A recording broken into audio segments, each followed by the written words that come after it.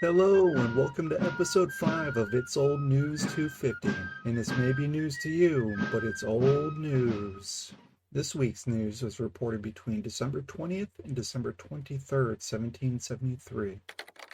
News from America. We start this week's episode in Boston after weeks of town meetings on what to do with the tea, and now that it has arrived, the boiling point has been reached. But first, some general news around town.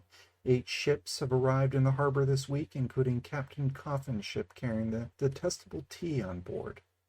Saturday night and yesterday, the wind being very high, considerable damage was done to the shipping, several houses, fences, and others. 9 burials and 11 baptisms in the several churches occurred since our last. And tomorrow evening, the 28th, perhaps the greatest performer on the German flute who has played in these parts, Mr. Stieglitz, lately from London, will perform a grand concert of vocal and instrumental music at the concert hall. Tickets can be had for $50 each. Boston, December 16th. It being understood that Mr. Roch, owner of the ship Dartmouth, rather lingered in his preparations to return her to London with the East India Company's tea on board, there was on Monday last p.m. a meeting of the committee of several of the neighboring towns in Boston, and Mr. Roch was sent for and inquired of whether he continued his resolution to comply with the injunctions of the body assembled at the Old South Meeting House on Monday and Tuesday preceding. Mr. Roch answered that in the interim he had taken the advice of the best counsel, and found that in case he went on of his own motion to send that ship to sea in the condition she was then in, it must inevitably ruin him, and therefore he must beg them to consider what he had said at the said meeting to be the effect of compulsion and unadvised, and in consequence that he was not holden to abide by it, when he was now assured that he must be utterly ruined in case he did. Mr. Roch was then asked whether he would demand a clearance for his ship in the custom house, and in case of a refusal enter a protest, and then apply in like manner for a pass and order her to sea. To all which he answered in the negative. The committees, doubtless informing their respective constituents of what had passed, a very full meeting of the body was again assembled at the Old South Meeting House on Tuesday afternoon, and Mr. Roch, being again present, was inquired of as before, and a motion was made and seconded that Mr. Roch be enjoined forthwith to repair to the collector of the customs and demand a clearance for his ship, and 10 gentlemen were appointed to accompany him as witnesses of the demand.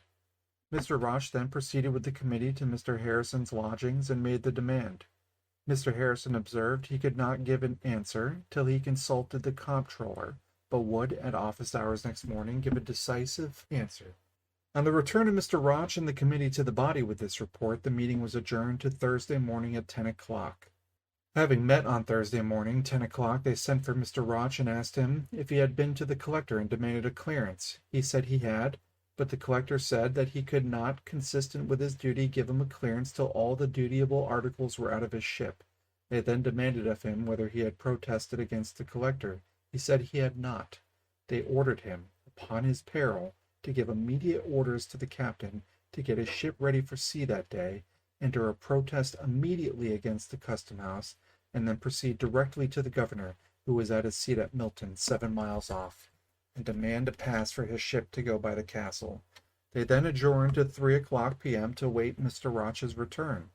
Having met according to adjournment, there was the fullest meeting ever known. It was reckoned that there were 2,000 men from the country.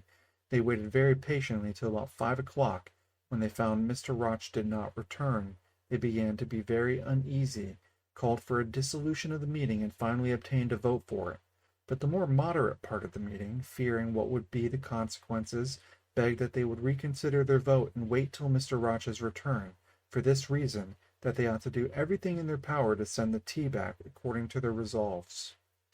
They obtained a vote to remain together 1 hour longer. In about 3/4 of an hour, Mr. Roch returned. His answer from the governor was that he could not give a pass till the ship was cleared by the custom house. The people immediately, as with one voice, called for a dissolution, which having obtained, they repaired to Griffin's Wharf, where the tea vessels lay, proceeded to fix tackles, and hoisted the tea upon deck, cut the chest to pieces, and threw the tea over the side. There were 2 ships and a brig. Captain Hall's, Bruce, and Coffin, each vessel having 114 chests of tea on board.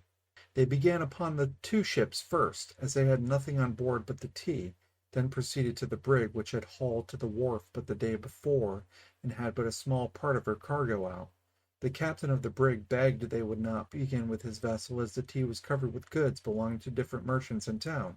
They told him the tea they wanted and the tea they would have, but if he would go into his cabin quietly, not one article of his goods should be hurt.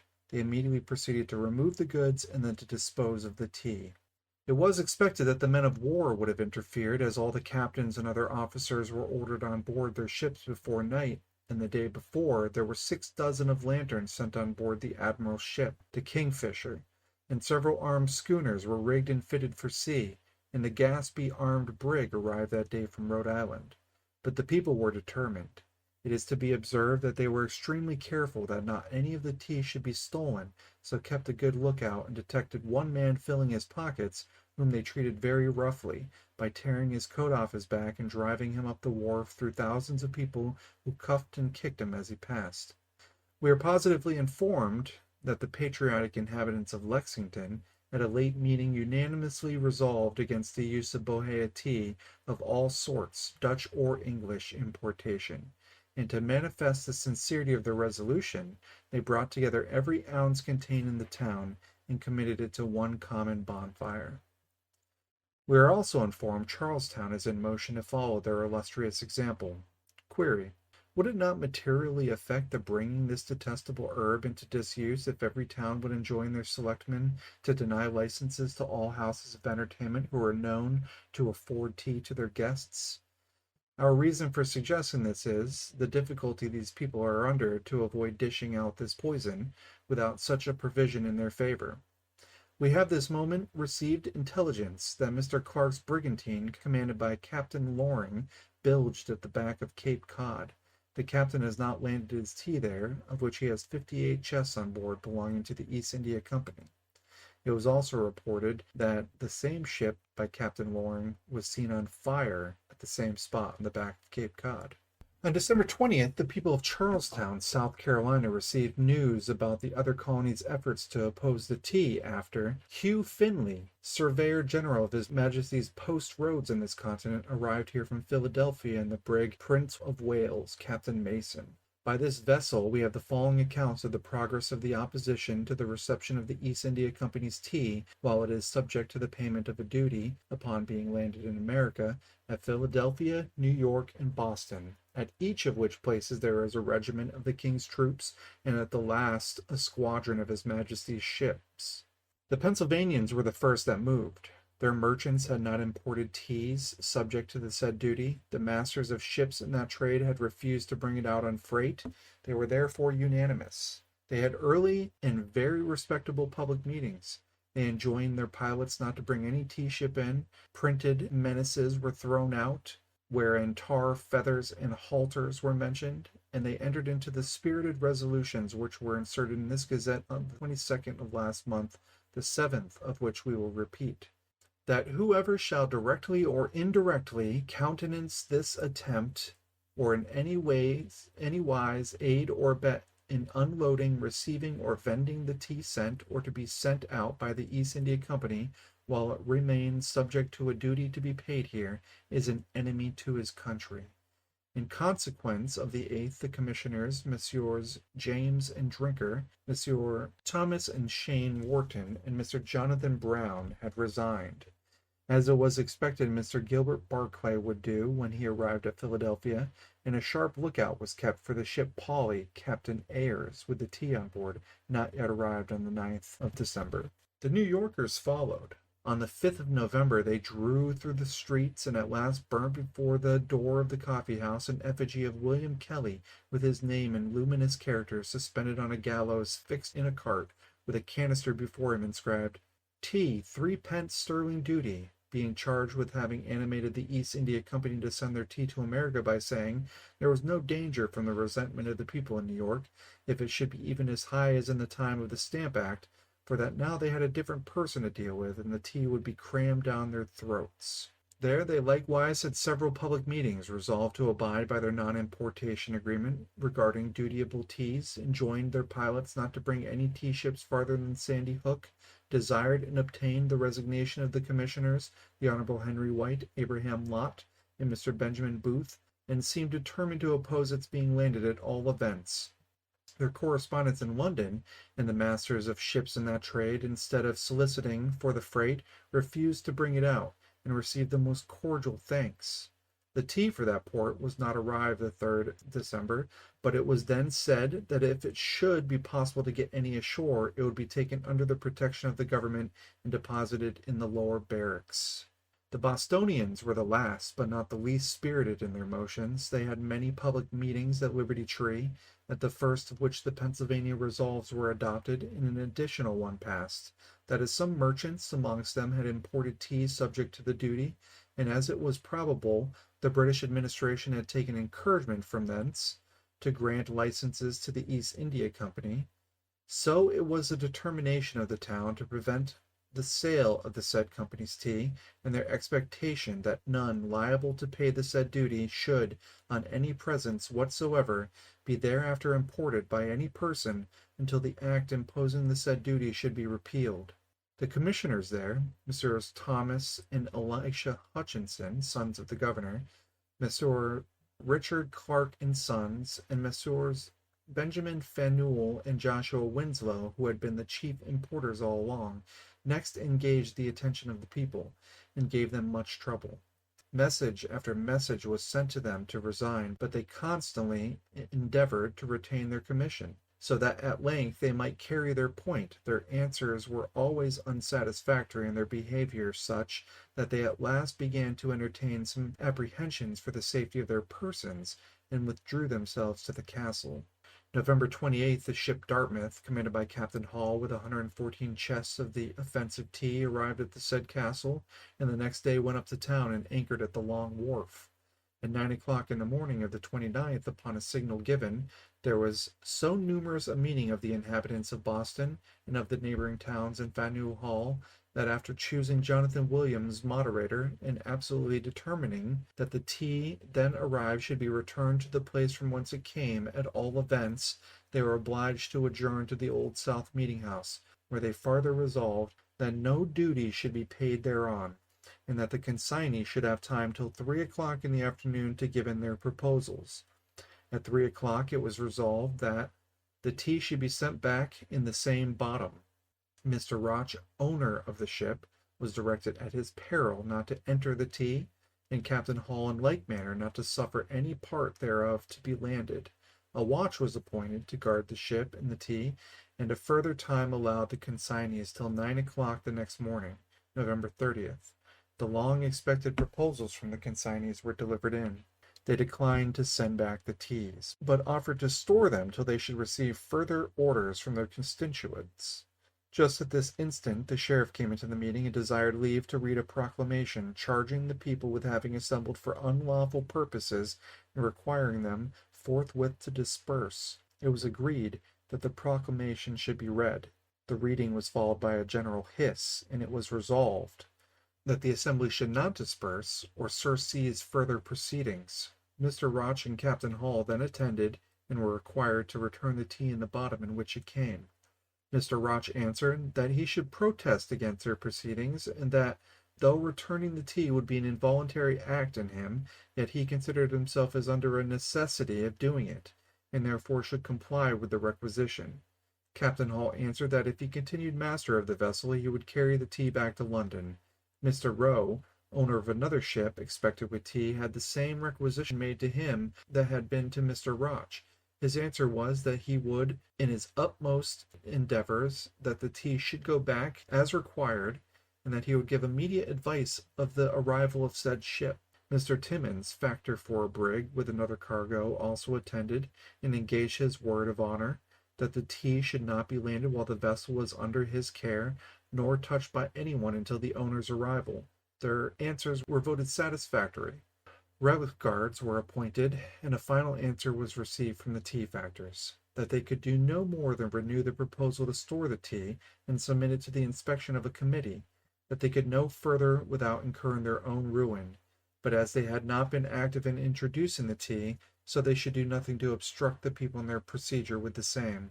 This, upon a question, was voted unsatisfactory, and the following resolve concluded the business of that day, since have had no further advices. Now we are back in the Boston area at a council held at the house of the Honorable William Brattle in Cambridge on Tuesday the 21st day of December 1773. His Excellency Thomas Hutchinson, Governor, Samuel Danforth, Isaac Royal, John Irving, William Brattle, James Bodwin, James Russell, James Pitts, and John Winthrop attending. His Excellency acquainted the council that the reason he had summoned them to meet at this time was that he might have their advice relating to the high-handed riot on the evening of the 16th instant, between the hours of 6 and 9 o'clock, committed by persons disguised and unknown, on board 3 vessels lately arrived from London, then lying at a wharf in the southerly part of the town of Boston, known by the name of Griffin's Wharf. After long debate, it was advised that the Attorney General be directed to make diligent inquiry into the offense aforesaid in order to discover the offenders, and that he lay his discoveries before the grand jury for His Majesty's Superior Court of Judicature for the county of Suffolk at their next term, in order for prosecution. Next, we have a protest of some of the inhabitants of Plymouth against the resolves of that town in favor of not allowing the tea. That it is not only our right but our duty frankly and freely to express our sentiments on every matter which essentially concerns the safety and welfare of our country is a truth which we apprehend cannot be denied. Therefore, we who are inhabitants of the town of Plymouth, neither captivated by sounds and declamations, nor deceived by the cunning stratagems of men who under the specious mask of patriotism have attempted to delude an innocent and loyal people, but firmly and steadily fixed and determined to defend our rights and privileges, and to endeavor to hand to our posterity the blessings of peace and good government which were procured by our fathers and transmitted to us, having taken into serious consideration the dangerous and fatal consequences which may arise from the late resolves passed at a meeting of this town on the 7th day of this December, fearing that they may bring upon us the vengeance of affronted majesty and his insulted authority. We cannot answer it to our God and our consciences unless we protest against the proceedings of said meeting, and publish to the world that we were not instrumental in procuring those mischiefs which may naturally be expected from such conduct. And we do by these presents solemnly protest against the whole of said resolves as being repugnant to our ideas of liberty, law, and reason. With the first of said resolves we will not concern ourselves further than to observe that we cannot see the necessity of this town's adopting similar measures with the citizens of Philadelphia. The second contains a censure upon a number of gentlemen who are appointed consignees by the East India Company, which we cannot think either decent or just, nor can we suppose that they have forfeited that protection to which good citizens are entitled, or exposed themselves to the indignation of good men. To the third and fourth, we say that we think it an affront to the common sense of mankind and to the dignity of the laws to assert that such a meeting as was held in the town of Boston on the 1st of this instant December was either lawful or regular. And further, that the said meeting and the conduct and determinations therein do not appear to us to be either necessary or laudable, nor in any degree meriting the gratitude of those who wish well to America, but in our opinion, those who by constitutional and lawful means have endeavored to hinder their proceedings and to prevent the bad effects thereof, have in this instance shown themselves to be firm friends to the freedom and true interests of this country. To the fifth we must observe, that we do not think ourselves bound either in duty or gratitude to acknowledge any obligations to the body who compose that meeting, nor to aid and support them in carrying their votes and resolves into execution, nor do we intend to hazard our lives and fortunes in their defense.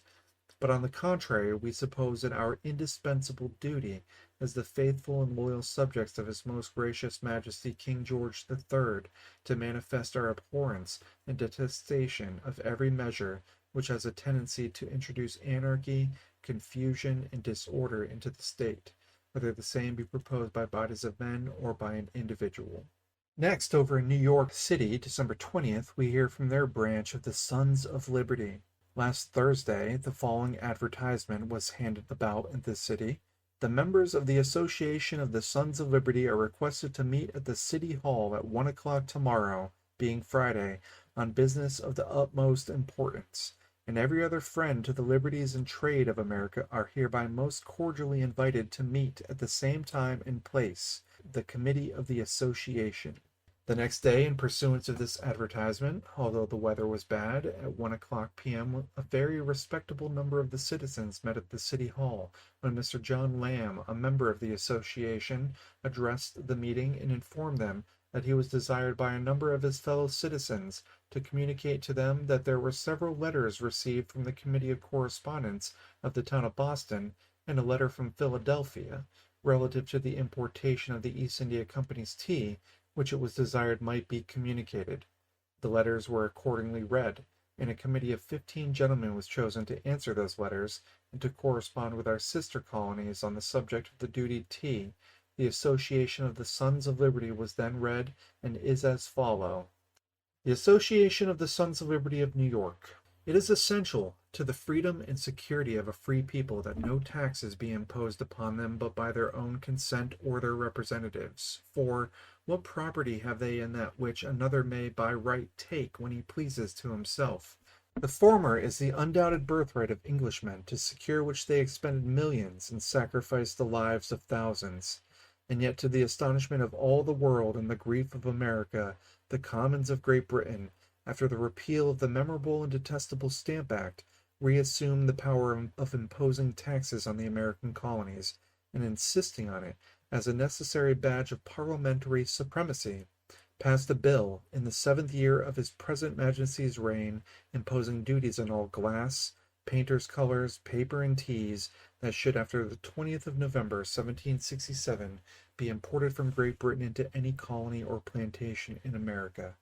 This bill, after the concurrence of the Lords, obtained the royal assent, and thus they who, from time immemorial, have exercised the right of giving to, or withholding from the crown, their aids and subsidies, according to their own free will and pleasure, signified by their representatives in Parliament, do, by the act in question, deny us, their brethren in America, the enjoyment of the same right. As this denial, in the execution of that act, involves our slavery, and would sap the foundation of our freedom, whereby we should become slaves to our brethren and fellow subjects, born to no greater stock of freedom than the Americans, the merchants and inhabitants of this city, in conjunction with the merchants and inhabitants of the ancient American colonies, entered into an agreement to decline a part of their commerce with Great Britain until the above-mentioned act should be totally repealed. This agreement operated so powerfully to the disadvantage of the manufacturers of England that many of them were unemployed. To appease their clamors, and to provide the subsistence for them, which the non-importation had deprived them of, the Parliament in 1770 repealed so much of the Revenue Act as imposed a duty on glass, painters' colors, and paper, and left the duty on tea as a test of the parliamentary right to tax us. The merchants of the cities of New York and Philadelphia, having strictly adhered to the argument, so far as it related to the importation of articles subject to an American duty, have convinced the ministry that some other measure must be adopted to execute parliamentary supremacy over this country, and to remove the distress brought on the East India Company by the ill policy of that act. Accordingly, to increase the temptation to the shippers of tea from England, an Act of Parliament passed the last session, which gives the whole duty on tea the company were subject to pay upon the importation of it into England to the purchasers and exporters. And when the company have 10 millions of pounds of tea in their warehouses, exclusive of the quantity they may want to ship, they are allowed to export tea discharged from the payment of that duty with which they were before chargeable. In hopes of aid in the execution of this project, by the influence of the owners of the American ships, application was made by the company to the captains of those ships to take the tea on freight, but they virtuously rejected it. Still determined on the scheme, they have chartered ships to bring over the tea to this country, which may be hourly expected to make an important trial of our virtue. If they succeed in the sale of that tea, we shall have no property that we can call our own, and then we may bid adieu to American liberty. Therefore, to prevent a calamity, which of all others is the most to be dreaded, a slavery and its terrible concomitants, we the subscribers, being influenced from a regard to liberty, disposed to use all lawful endeavors in our power to defeat the pernicious project, and to transmit to our posterity those blessings of freedom which our ancestors have handed down to us, and to contribute to the support of the common liberties of America, which are in danger to be subverted, do, for those important purposes, agree to associate together under the name and style of the Sons of Liberty of New York, and engage our honor to, and with each other, faithfully to observe and perform the following resolutions. First, resolve that whoever shall aid or abet or in any manner assist in the introduction of tea from any place whatsoever into this colony, while it is subject, by a British Act of Parliament, to the payment of a duty for the purpose of raising a revenue in America, be shall deemed an enemy to the liberties of America. Second, resolved, that whoever shall be aiding or assisting in the landing or carting of such tea from any ship or vessel, or shall hire any house, storehouse, or cellar, or any place whatsoever to deposit the tea, subject to a duty as aforesaid, he shall be deemed an enemy to the liberties of America. Third, resolved, that whoever shall sell or buy, or in any manner contribute to the sale or purchase of tea, subject to a duty as aforesaid, or shall aid or abet in transporting such tea by land or water from the city until the 7th George III, Chapter 46, commonly called the Revenue Act, shall be totally and clearly repealed, he shall be deemed an enemy to the liberties of America. Fourth, resolved, that whether the duties on tea imposed by this act be paid in Great Britain or in America, our liberties are equally affected. Fifth, resolved, that whoever shall transgress any of these resolutions, we will not deal with or employ or have any connection with. Mr. Lamb then put the question whether they agreed to these resolutions. It passed in the affirmative. The mayor and the recorder came into the meeting and informed them that they had a message from government to deliver to the people, and to take their sense upon it. Whereupon it was agreed that the mayor should deliver the message, which he accordingly did in the words following. Gentlemen, I have a message from government to deliver to you. The government declares that the tea will be put into the fort at noonday, and engages his honor that it shall continue there, till the council shall advise it to be delivered out, or till the king's order, or the proprietor's order, is known, and then the tea will be delivered out at noonday. Gentlemen, is this satisfactory to you? This was answered with a general no, no, no. Mr. Lamb then read to the people the Act of Parliament that imposes the duty on tea imported into America, and after making some pertinent remarks on the Commons of Great Britain's giving and granting the property of the Americans, and that the duty was due on the landing of the tea, put the following question. Is it then your opinion, gentlemen, that the tea should be landed under this circumstance? This was carried so generally in the negative that there was no call for a division. Whereas this body is informed from unquestionable authority in the letters that have now been read that the patriotic inhabitants of the city of Philadelphia and the town of Boston have determined that no tea, subject to a duty by a British Act of Parliament for the purpose of raising a revenue in America, should be landed in either of those places. Resolved, that this body highly approves of that spirited and patriotic conduct of our brethren of the city of Philadelphia and the town of Boston in support of the common liberties of America. Then the question was put whether this meeting should be adjourned till the arrival of the tea ship or be dissolved. It was carried that the meeting should be adjourned till the arrival of the tea ship. Voted, that these proceedings should be published and transmitted by the committee to the other colonies. An American looking-glass, exhibiting a twofold picture, which it is hoped at this time will be of great service to the wise and virtuous Americans. First, a small specimen of the taxable and dutiable articles in Great Britain at this day. The land tax, poor tax, tavern and alehouse licenses with taxes and duties on tea, coffee, leather, plate, soap, candles, beeswax, and wax tapers.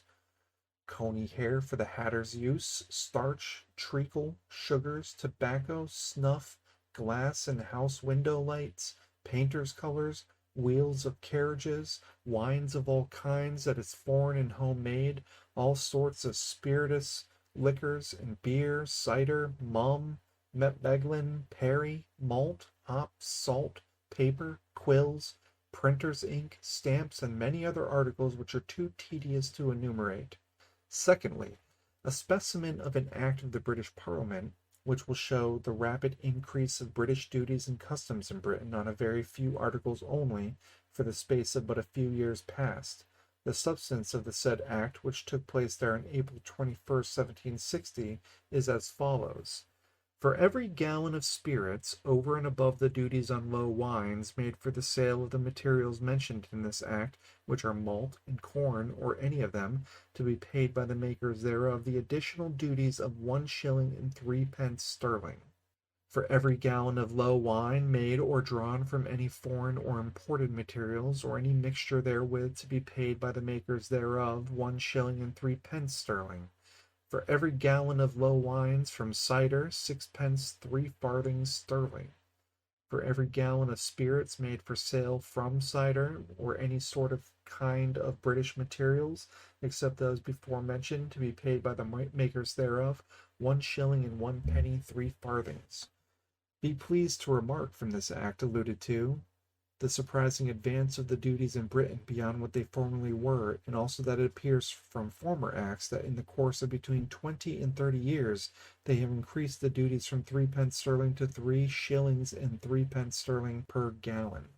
Now, if we once submit to the landing of the infamous tea which is now approaching us, certainly it will establish a modus by which arbitrary power may saddle us with such a dreadful catalogue of grievous taxes as are above enumerated, and which will most assuredly be repented of by all America when it is too late, the tax gatherers themselves only excepted. I suppose the foregoing pictures of grievances are sufficient to rouse the resentment of every man in this yet happy country, who is capable of distinguishing between good and evil, between a state of freedom and slavery. If they are not, I can exhibit such a picture of oppressions in the doleful case of our fellow subjects of Ireland, that must affect with the deepest pity and resentment the most callous and arbitrary hearts among us. Therefore, brave Americans, I call upon you once more, associate without distinction, be as one man, concord success ensures. There's not an honest heart but what is yours. An old prophet. Also, on Monday last, General Lee, a native of Great Britain and major general in the service of his Polish Majesty, set out for the southern colonies. This gentleman is a sincere friend to liberty in general and an able advocate for the freedom and rights of the colonies in particular. Next, we go to Philadelphia, December 22nd, where this week 11 ships have entered the harbor, 6 left, and 28 have cleared the custom house. On Thursday evening last was married Mr. Abraham Marco to Miss Betsy Bainton. On the evening of Wednesday, the first day of this instant, after a short illness, departed this life Archibald McLean, of the township of Horsham, in the county of Philadelphia, in the 75th year of his age. He lived in the same place above 40 years, during all which time he maintained a good character, and for the space of near 20 years last past was honored with the office of a magistrate for the county, which he discharged with credit to himself, usefulness to his neighbors, and proved himself worthy of the trust reposed in him. He lived respected and died lamented. And on Friday the 3rd instant his remains were interred in the Presbyterian burying ground in Abingdon, being attended thither by a great number of respectable inhabitants of divers denominations. Extract of a letter from Berks County, dated December 18th, 1773. You may have heard of a town's being laid out at the mouth of Swetara and upon Susquehanna, called Port Royal. From its situation it appeared to everyone who had seen either the spot or the plan to be so extraordinary fine a place for carrying on a trade from Junita and all the extensive country above, that the tickets for lots were all sold off in the counties of Lancaster and Berks in less than a month, so that the owners of the land had it not in their power to send any to Philadelphia. By the first advertisement, published the 18th of last month, it was proposed to begin the drawing on the 27th of this, but as it would be imprudent to draw without giving certain notice of the day, and no drawing is expected to be on the day first appointed, Monday next the managers will fix a day, and shortly advertise it in the newspapers. I suppose they will draw about the 20th of next month. Now we head down to Williamsburg, Virginia, December 23rd, where one ship from London, one from Liverpool, and three from Glasgow have arrived in this harbor. Also, in Captain McLarty's ship came passenger Mr. Godfrey McNeill, a gentleman from Argyllshire, Scotland, with a view to fix upon a settlement for a number of families from that part of the Highlands of Scotland who intend for America as soon as he returns. The spirit of migration has become so universal there that it is thought the country must soon be almost depopulated, unless the landholders take some speedy and effectual means to quiet their poor tenants, who are now determined not to bear their oppressions any longer. Back in Charlestown, this time a few days earlier on the 16th of December, where, this week, 16 ships arrived in the harbor, 20 left, 4 cleared the custom house, 12 are loaded and may sail soon, and there are 20 other ships anchored in the harbor. On Wednesday evening there was a very numerous meeting of the most respectable planters and landholders in this province at Mrs. Swallow's tavern, and another of Mechanic. And on Thursday there was also a meeting of the Merchants' Committee at the same house. Friday morning the general meeting of the inhabitants in consequence of Tuesday's adjournment was opened at 10 o'clock under the Exchange, and continued till 3 in the afternoon, when another was agreed to be held at the same place, and Friday the 7th day of January next at 10 o'clock in the forenoon, and it was requested that every man of property in the province that could attend would be present. The Honorable George Gabriel Powell, who was placed in the chair the 3rd, was again placed therein on this day. He opened the meeting by strongly recommending temper and moderation throughout their proceedings. The greatest order and regularity was accordingly observed. No gentleman that had an inclination to speak suffered the least interruption, but was heard with the greatest attention. Each side of the question had its advocates, the unpopular one very few, but the great stumbling block to proceeding in a way somehow different from the general sense of the present very numerous and respectable assembly was that many gentlemen in trade had not desisted from importing teas subject to the odious duty, from the time it had been imposed to the very day of the importation by the East India Company.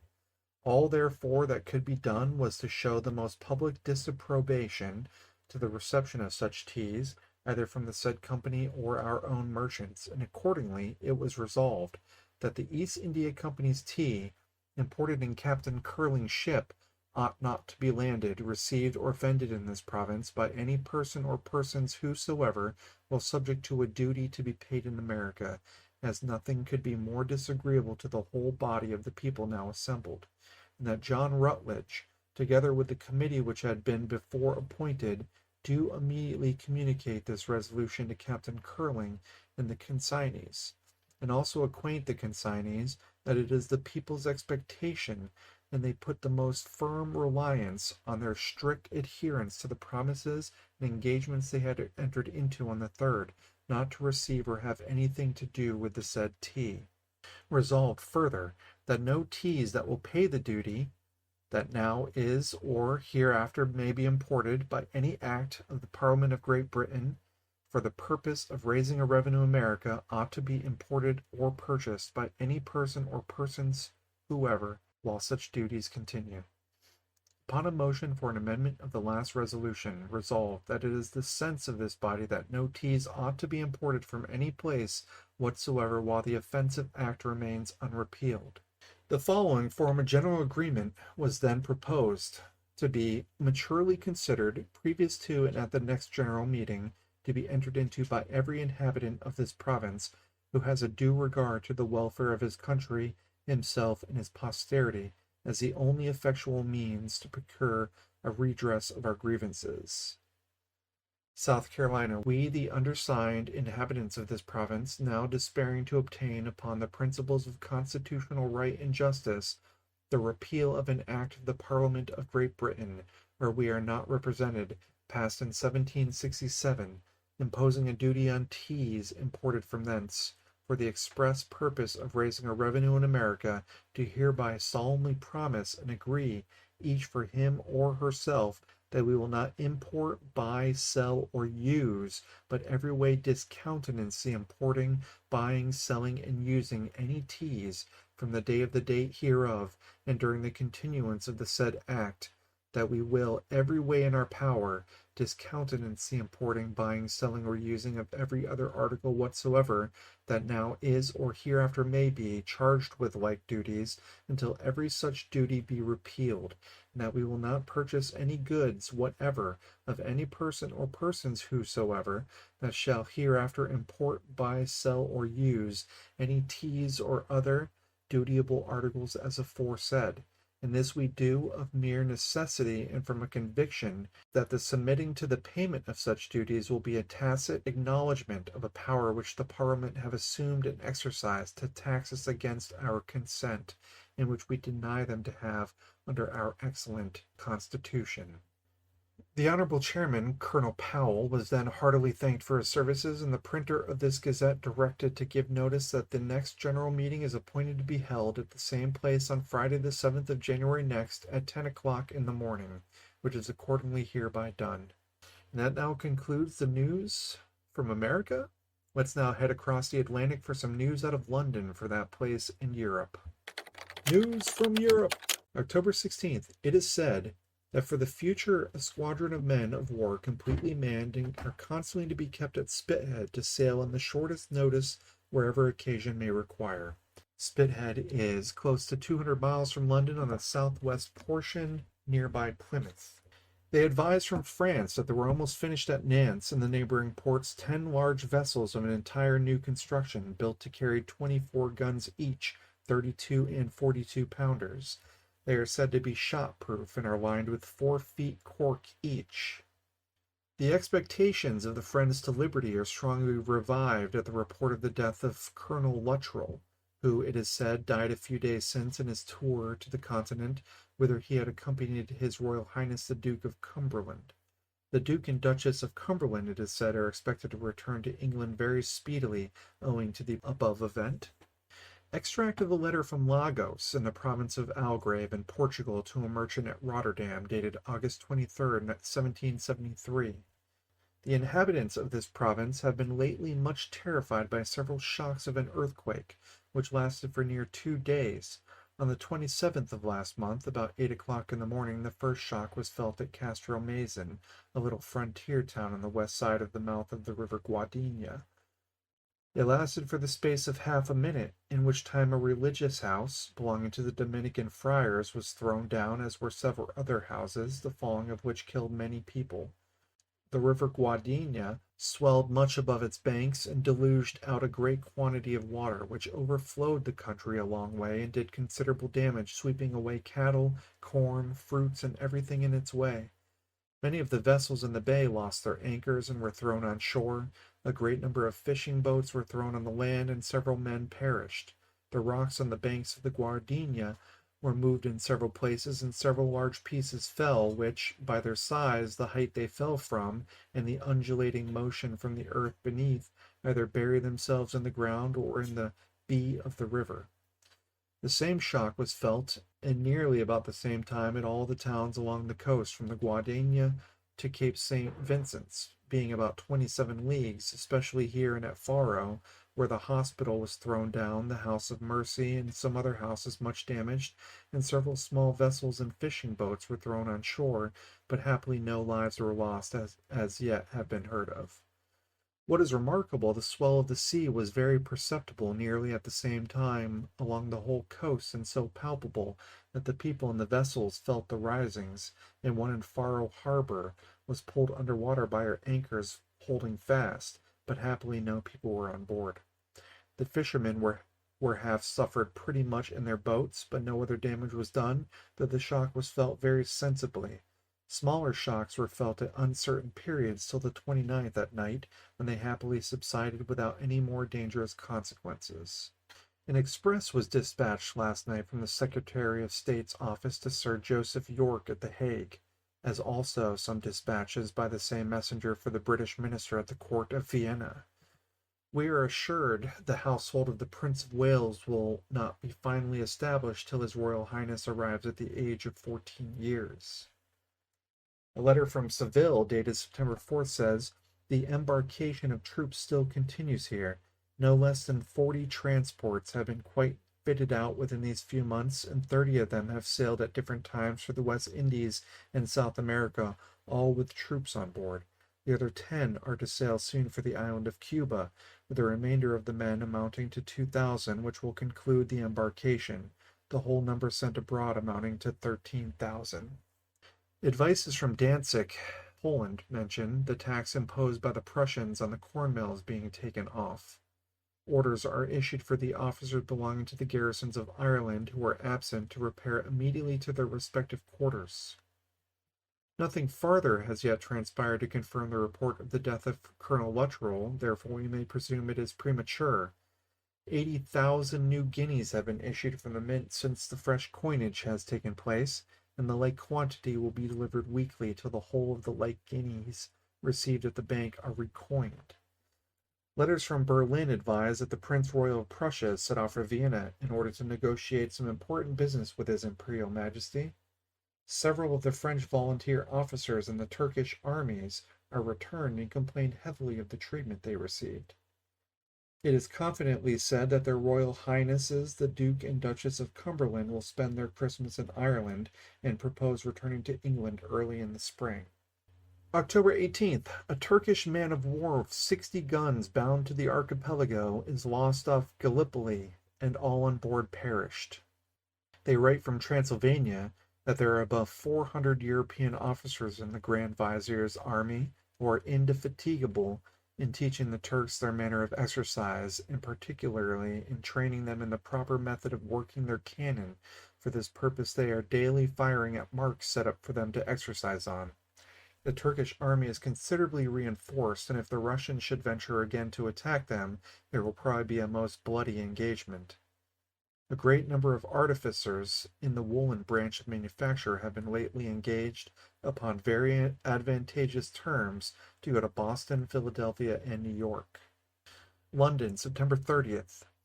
His Imperial Majesty will have a finer army in the field next spring than has been seen in Germany for 2 centuries.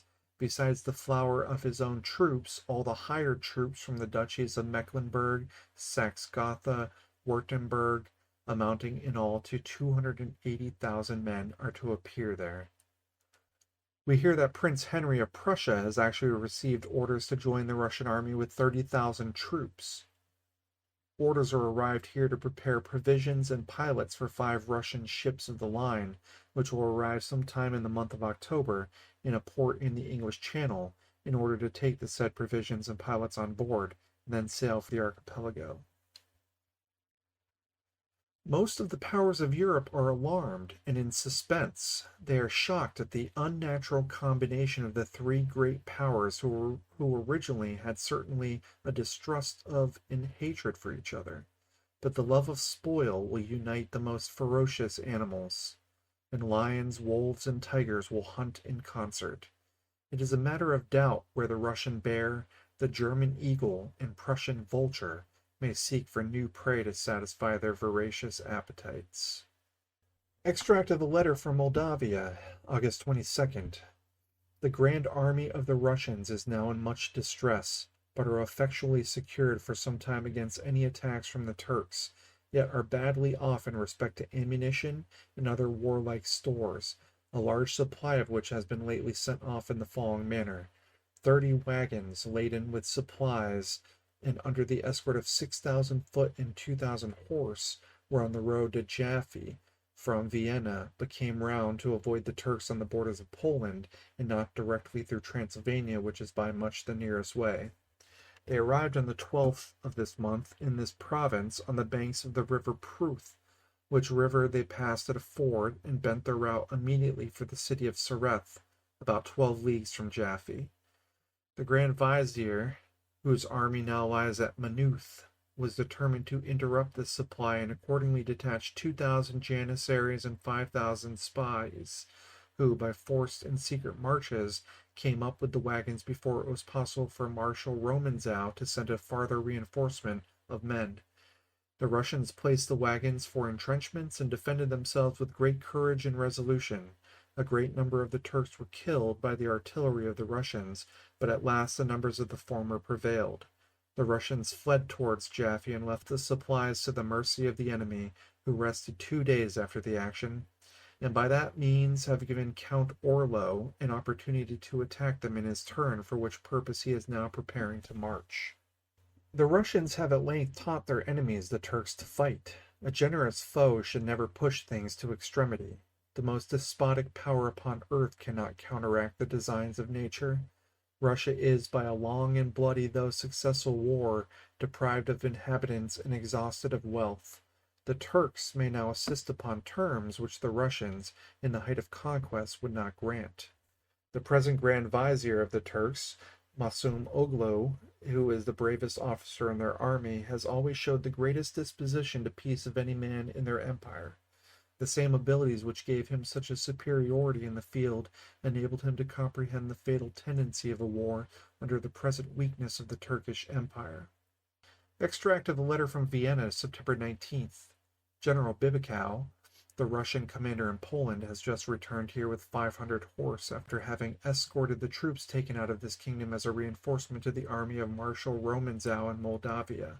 The general left them on the borders of Poland and immediately set out on his return hither, and is now preparing to visit Red Russia, where 8,000 Russians have arrived to supply the deficiencies of those marched for Moldavia. October 2nd. Mr. Sayers, one of the new sheriff's carriage, is the most elegant that has been seen for many years. It was originally built for Sir Thomas Anderson and cost £800, but Mr. Sayer gave only £300 for it, and the carving alone is estimated to have cost that. Mr. Lee's carriage is equally elegant. The device on the panels is Britannia holding a laurel branch to America, who is placed on the opposite quarter.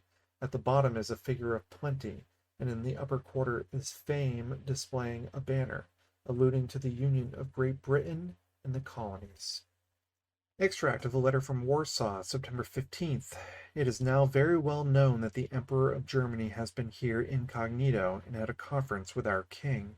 From the Russian army we are told that Count Romanzow and the Grand Vizier, who are both of a peaceable inclination, have just begun a correspondence, which gives us great reason to hope that a peace is very near at hand. October 5th. A private letter from Paris says the physicians have declared that the French king cannot survive but a few weeks longer, and that an entire change in the ministers of that kingdom will soon take place. Extract of a letter from a gentleman in Strathspey, September 19th. I am thoroughly convinced that the emigration will soon be general in this country. 250 emigrants sailed the other day for Fort George, and 308 of the MacDonalds of Glengarry and the neighboring districts from Fort William. No less than 8 or 10 vessels are hired this season to carry off emigrants. 840 people sailed from the island of the Lewis in July. Alarmed with this, their master came down from London about 5 weeks ago to treat with the remainder of his tenants. What are the terms they asked of him, think you? The land at the old rents, the augmentation paid for 3 years backward to be refunded, and his factor to be immediately dismissed. I have not yet learned whether he has agreed to these terms, but he must soon, or his lands will be left in an uninhabited waste. Extract of a letter from York, October 5th. We hear from Stokesley, in the North Riding, that several farmers in that town and neighborhood are preparing to go, with their families and effects, to America by the first ships, and are hiring laborers and poor people to accompany them, for the purpose of cultivating their lands. Many artificers and mechanics are also preparing to leave that part of the country in order to visit the New World, so that in all probability, should good fortune attend those that are now emigrating, a far greater number will follow their example, to the ruin of their mother country. By letters from Petersburg, we learn that the Empress has given orders for valuable presents to be distributed among the officers both in the land and sea service, who have by their conduct and courage signalized themselves in the war against the Turks. Extract of a letter from Danzig, October 2nd. A petition was sometime since sent to His Prussian Majesty at Berlin from the merchants and mariners of this city, representing that His Majesty's inspector had forbidden the lighting of the beacons, to the great danger of all vessels which were to enter the harbor, and likewise that he levied a tax upon all the ships of Danzig on their return from their voyage of 12 ducats each, besides the common duties. To both these grievances they prayed redress, and have obtained it. The beacons are lighted, the tax is taken off, and the inspector himself removed. Several masters of trading vessels to and from Dunkirk, as well as several British merchants resident there, have signed and sent over hither a paper purporting that all representations of the repairs of the harbor of that town are false and scandalous, that all the reparations carrying on are only on one side the quay, that the interior part is in a ruinous condition, in a state every way dangerous and hazardous, and that nothing has been done but what was barely necessary, and without any addition whatever. The contractors with government for making gunpowder have received orders for delivering in 4,000 tons of that commodity into His Majesty's storehouses at Portsmouth, and 2,000 at Sheerness. His Excellency Governor Tryon of New York has sent over a beautiful leopard to His Majesty, which is ordered to be sent to the Tower. A gentleman, in an address to Lord North, says, "Not one of those ships established in the New York trade will receive the tea on board ordered to be sent to North America on the East India Company's account. Only the friends of Hutchinson and Oliver choose to carry it to Boston, and it is under cover of an armament they even hope to land it there." The same gentleman concludes his address thus: "A storm is now gathering in America which will either ruin the friends and dependents of my Lord Bute in this country, or separate the colonies forever from its dominions." Now for some more European news out of Europe. Although we do not hear much of what is going forward between the two armies, yet it is well known that the Russians have met with so many losses that they will not be able to undertake any considerable enterprise this year. A corps of 8,000 Russians endeavored to surprise and take Rogova, a town situate on this side of the Danube, a few leagues from Wittin, but were obliged to retire with the loss of 4,000 men. The operations of the Russians in the archipelago have no better success, for 8 of their men of war and 4 frigates having burnt Bodrin, they made a descent at Stachio, but the Pasha, who commands that place, obliged the Russians to re-embark after killing 1,600 of them and carrying off 9 pieces of cannon. From the Danube, September 17th, the letters which have been received regarding the operations of the Russians in the Crimea mention that they received a great check in those parts, that General Prozorowski has been wounded and made prisoner by the Turks and Tartars, and that Prince Dolgoruki has retired, so that the Russians now only possess 2 small places on that peninsula. We have accounts likewise that 40,000 Prussians are marching towards Poland.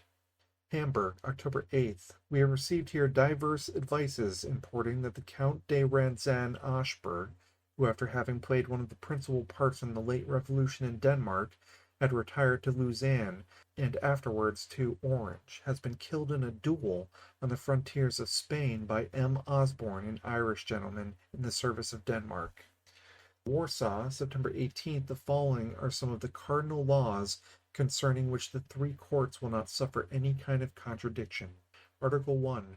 The crown of Poland shall be forever elective, and never otherwise, and the succession to the throne forever abolished, so that whoever shall be guilty of any attempt to render it hereditary shall be ipso facto an enemy of his country, and punished as such. 2. Foreign candidates to the throne having been the chief and most common occasion of troubles and divisions among the citizens, it is enacted that for the future no person shall be elected King of Poland and Great Duke of Lithuania, but a Pole of noble parentage, a native of Poland, and having estates therein, and that all foreign princes shall be excluded. The sons or grandsons of a king cannot be elected immediately after the death of their father or grandfather, but there must be an interval of at least 2 reigns before they can be eligible. 3. The government of Poland shall be forever republican, free, and independent. The true principle of this government consisting in the strict execution of the laws and in the maintenance of the balance of the power of the 3 orders, of the king, the senate, and the equestrian order. A permanent council shall be established, which shall be vested with the fullest executive powers, into which the equestrian order, hitherto excluded from all state employments during the intervals of the diets, shall be admitted, as will be more fully explained in the arrangements hereafter to be made in concert with the 3 ministers. The said permanent council, uniting in the 3 orders of the state all authority, shall, under the presidence of the king, have the distribution of all employments and graces. Vienna, September 15th. The emperor, notwithstanding his great fatigue, enjoys a perfect state of health. This monarch has traveled on horseback on his late tour 700 German miles, eating only once in the evening of each day of such food as he found at the place where he stopped, and slept on a straw bed covered only with his cloak. His Imperial Majesty received 6,000 petitions in Transylvania, where there is actually one of our armies consisting of 80,000 men ready to march on the first notice.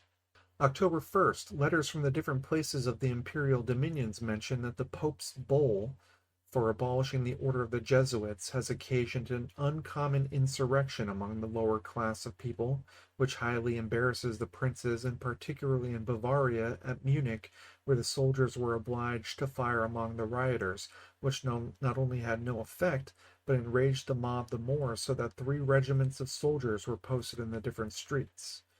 They write from Italy that almost all of the Jesuits from Spain, Portugal, and Italy went to Great Britain. Hague, October 5th.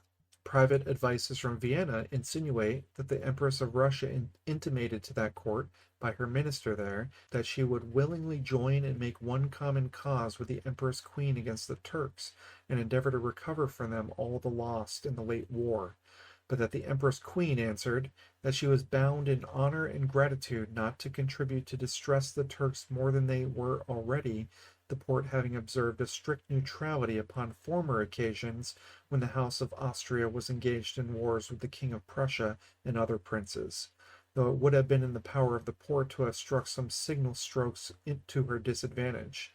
It is, however, doubted by some whether policy or gratitude has the greatest share in this declaration. Well, this concludes the old news for this week. As always, thank you for listening, and check back next week for more stories from the past on It's Old News 250.